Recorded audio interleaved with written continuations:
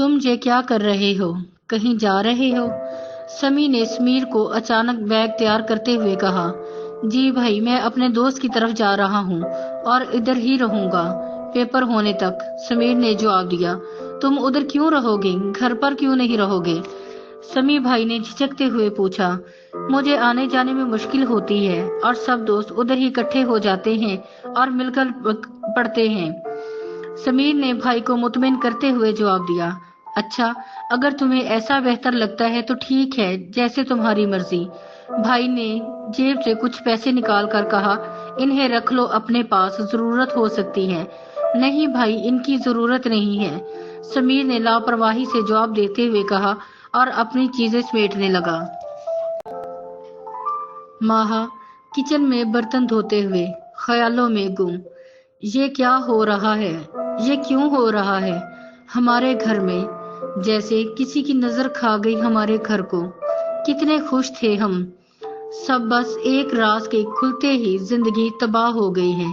और आयमा भाभी को तो जैसे मौका ही मिल गया।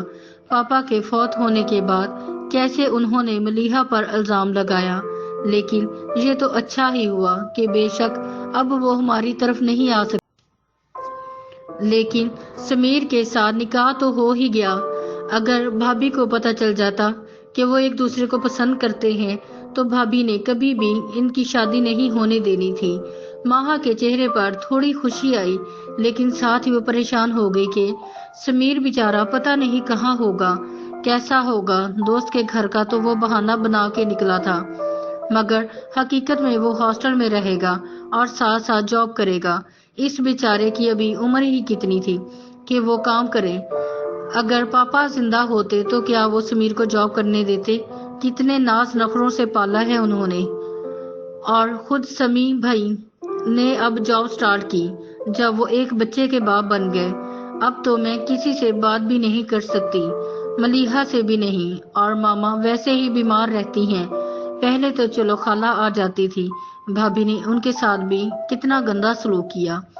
माहा अपने ख्यालों में गुमसुम यकदम डर गई जब उसने एकदम चीखने की आवाज सुनी।